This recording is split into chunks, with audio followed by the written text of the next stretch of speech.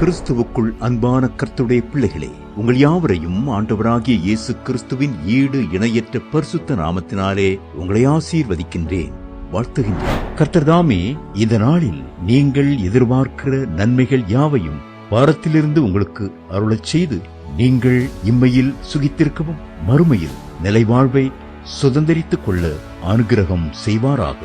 வாரம் ஒரு மிஷனரி என்கிற தலைப்பில் இந்த வாரம் நாம் பார்க்க இருக்கிற மிஷனரியின் பெயர் ஜான் ஹார்ப்பர். இவருடைய காலம் 1872 முதல் 1912 முடிய. இவருடைய நாடு ஸ்காட்லாந்து. இவருடைய தரிசன பூமி இங்கிலாந்து. டைட்டானிக் கப்பல் நினைவிருக்கிறதா? இங்கிலாந்து நாட்டில் தயாரிக்கப்பட்ட மிகப்பெரிய கப்பல், மூழ்கடிக்கவே முடியாத கப்பல் என்று அதை உருவாக்கியவர்களே அதை பெருமையுடன் அறிவித்தார்கள். அதன் முதல் பயணம் வட அட்லாண்டிக் கடலில் கப்பல் சென்று கொண்டிருந்தது. வேகமாக சென்ற கப்பல் மறைவாயிருந்த பனிப்பாறையின் மீது மோதியது. அபாய குரல் பறந்தது. ஒரு சிலரை மட்டுமே மீட்க முடிந்தது. 2223 பேர் தண்ணீரில் மூழ்கி மரணத்தை சந்தித்தனர். அக்கப்பலில் பயணம் செய்தவர்களில் ஒருவர்தான் இந்த ஜான் ஹார்ப்பர், இங்கிலாந்து நாட்டைச் சேர்ந்த சுவிசேஷகர். கப்பல் உடைந்த வேளையில் தன் கையில் கிடைத்த மரப்பலகையை பிடித்தபடி தத்தளித்துக் கொண்டிருந்தார். அருகிலேயே ஒரு வாலிபன் உயிருக்கு போராடி கொண்டிருந்தான். நண்பனே, நீ ரட்சிக்கப்பட்டிருக்கிறாயா என்று ஜான் ஹார்ப்பர் கேட்டார். அதற்கு அந்த வாலிபன் இல்லை என்றார். கர்த்தராகிய இயேசு கிறிஸ்துவை விசுவாசி, அப்பொழுது ரட்சிக்கப்படுவாய். அவர்கள் பேசிக்கொண்டே இருக்கும் போதே அலை ஒன்று அவர்களை பிரித்தது. சற்று நேரத்தில் அவர்கள் மீண்டும் இணைந்தனர். உன் இருதயத்தில் சமாதானம் வந்துவிட்டதா? ரட்சிப்பின் நிச்சயத்தை பெற்றுக்கொள். வார்த்தைகள் முடியும் முன்னே அவர் உடல் தண்ணீருக்குள் சென்றது. ஆண்டுகள் கடந்தன. கனடா நாட்டில் நடந்த எழுப்புதல் கூட்டத்தில் அவ்வாலிபன் ஜான் ஹார்ப்பர் இயேசுவுக்குள் வழிநடத்திய கடைசி ஆத்மா நான் தான் என்று அக்கடைசி நிகழ்ச்சியை உருக்கமாக கூறினார். ஜான் ஹார்ப்பர் தனது 17வது வயதில் தொடங்கிய நற்செய்தி ஊழியம் அவரது வாழ்வின் கடைசி மூச்சு வரை தொடர்ந்தது. பலர் வாழ்வை மாற்றியது. பிரியமானவர்களே, நீங்கள் பெற்ற ரட்சிப்பை இந்நிலையிலும் மற்றவர்களுடன் பகிர்ந்து கொள்கிறீர்களா?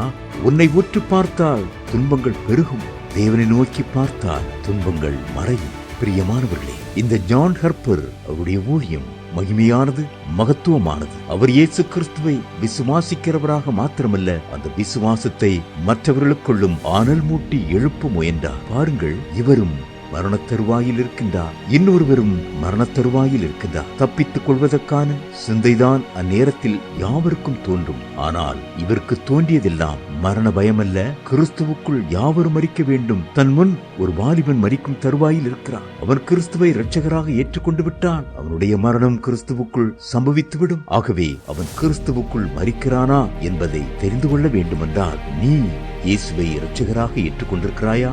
நீ பாவமர கழுவப்பட்டிருக்கிறாயா?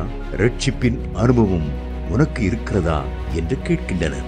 அவன் இல்லை என்றவுடனே ஒரு வரியில் இயேசுவை விசுவாசி, இன்றே ரட்சிக்கப்படுவாய் என்று சொல்லி அவர் தன் வாழ்வை அங்கே முடித்துக் கொள்கிறார். அந்த ஒரு வார்த்தையை கேட்ட வாலிபன் அந்த நொடி பொழுதே இயேசுவை இரட்சகராக ஏற்றுக்கொண்டார். கர்த்தர் இந்த வாலிபனை உயிரோடு காப்பாற்றினார். அந்த வாலிபன் தன் வாழ்நாள் முழுவதும் கர்த்தருக்காக ஊழியம் செய்து, இயேசு உயிரோடு இருக்கிறார், நான் மரணத்தின் கோர பிடியிலிருந்து என் மாம்ச பிரகாரமான ஜீவனை மாத்திரமல்ல, மரித்து போயிருந்த ஆன்மாவையும் கடலின் நீரிலே தத்தளித்துக் கொண்டிருந்த போது நான் உயிரோடு திரும்ப பெற்றுக் கொண்டேன்.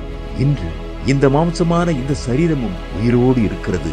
நித்திய வாழ்வுக்குள் போவதற்காக என் ஆன்மாவும் உயிரோடு இருக்கிறது என்று சாட்சி பகர்வதை பார்க்கிறோம். அன்பிற்குரியவர்களே, மரண பயம் யாருக்கு? ரட்சிக்கப்படாதவர்களுக்கு. ரட்சிக்கப்பட்டவர்களுக்கு மரணம் என்பது இந்த உலக வாழ்வை முடித்து நித்திய வாழ்வுக்குள் உயிர் பெறுவதுதான். அன்பிற்குரியவர்களே, இன்று உங்களுக்கு மரண பயம் இருக்கிறதா?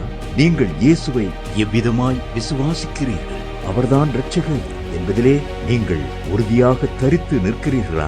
அப்படி இருப்பீர்கள் என்றால் இயேசுவை உண்மையில் இரட்சகர் என்று நீங்கள் இருதயத்திலே விசுவாசித்திருப்பீர்கள் என்றால் நீங்கள் அந்த நற்செய்தியை பலருக்கு அறிவித்துக் கொண்டிருப்பீர்கள். அதோடு மாத்திரமல்ல, மரணம் என்கிற பயம் உங்களுக்கு துளியும் இருக்காது. இதுவே நீங்கள் ரட்சிக்கப்பட்டதற்கான அடையாளம், கிறிஸ்துவுக்குள் வாழ்ந்து கொண்டிருப்பதற்கான அடையாளம். ஜான் ஹார்ப்பர் கிறிஸ்துவுக்குள் வாழ்ந்து கிறிஸ்துவுக்குள் மரித்தார். மரிக்கும் தருவாயில் ஒரு வாலிபனையும் அவன் ஆத்துமாவையும் அவன் ஆன்மாவையும் மரணத்திலிருந்தும் உயிரோடு மீட்டெடுத்தார். இயேசு கிறிஸ்து அந்த ஆத்துமாவை மீட்டெடுத்து தனக்கென்று தன் பணி செய்வதற்கென்று சாட்சியாக இந்த உலகத்தில் ஏற்படுத்தினார். அன்பானவர்களே, இயேசு கிறிஸ்துவை விசுவாசியுங்கள், அப்பொழுது ரட்சிக்கப்படுவீர்கள். மரண பயம் உங்களுக்கு ஒருபோதும் இருக்கவே இருக்காது. கர்த்தர் தாமே உங்களை ஆசீர்வதிப்பாராக. இந்த நாளின் தியானத்திற்குரிய வேத பகுதி என்னாகமம் 33ஆம் அதிகாரம், நீதிமொழிகள் 24ஆம் அதிகாரம், யோவான் 6ஆம் அதிகாரம். இந்த வேத பகுதிகளை வாசித்து கர்த்தருடைய ஆசீர்வாதத்தை பெற்றுக் கொள்ளுங்கள். கர்த்தர் தாமே உங்களை ஆசீர்வதிப்பாராக. ஆமென்.